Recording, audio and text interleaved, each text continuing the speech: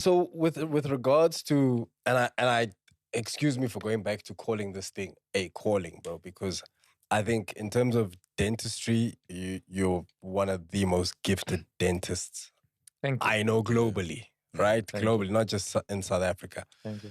How do you then, all right, you finish with school, you're top of your class. How does that then go forth into the career that you've built, right? How does the Dr. Smile brand come Right, about? so- How how do you then venture into... It's a great story how Dr. Smile was born. Yeah. Dr. Smile was born in 2011. After World Cup.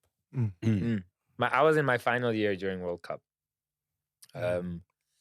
So dentistry, you study 5 years, and then you have to do 1 year of community service The bonus question. for the government, right? You are now, you are working. Yeah. You get a salary now for the first time, but you're working for government, either in a government hospital or government clinic, right? Is this where you went to work with the army, with Correct. the South So I African... went to the SANDF. Okay. So The army. Yeah. Salute. I was a captain. Can you believe it? Oh, Lex is an overachiever. I can believe it. Can you believe it? It was dope, bro. I was dope. I was like, I'm a captain. I was a captain. But you get bestowed captain because if you come in there with that type of a degree, Yeah. you go into captain. I was like, sharp, I'll take it. Call me Oh, captain. same time. So what were you doing in the army, bro, All right, for that so year? basically, Captain, my captain. you have to apply where you want to go for that 1 year, Yeah. right? And you get a host of clinics and a whole list of 100 things around the country. You can go to any city, any country, any this, any that. Government clinic, big hospital, small And you were like, where rural can I clinic. help? Now, with me, I obviously tried and worked very hard in my final year to be a good student and thus that could do good procedures. Because in terms of dentistry, you get like very hectic, involved procedures like ceramic work and root canals and this and that. And then you get basic procedures, which are basic fillings or to Extract, exactly, yeah. right? And it's like, I didn't want to fall into a place where I had to go to a rural clinic that only has capacity for extractions.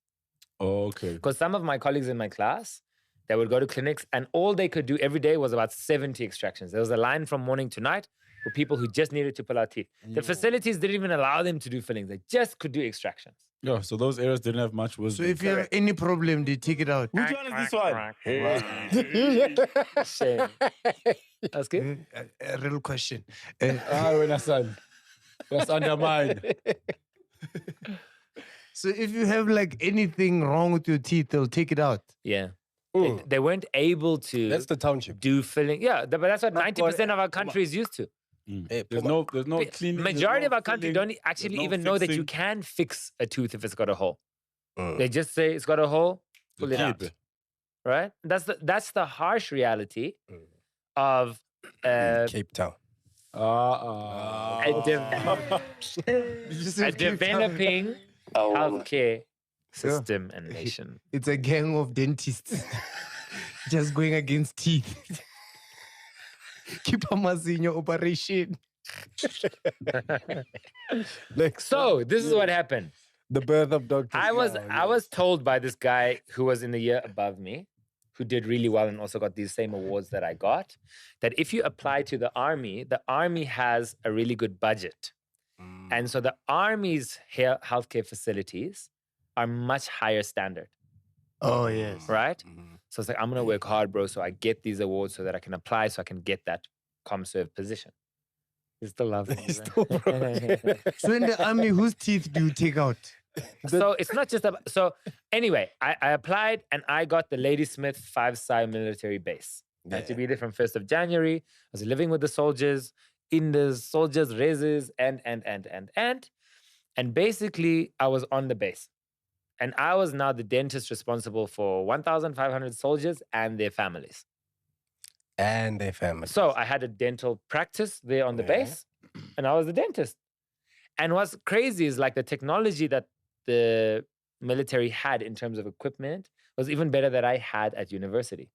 That's great. Like even the x-rays, it was the first time I used a digital x-ray was in the military. Because at that time we were doing those manual ones at Wits where you take the x-ray and you, like, have you ever seen in a dark room when they're developing photos? We were still doing that. Like, Yeah? And now I was using Yo. digital and things like that.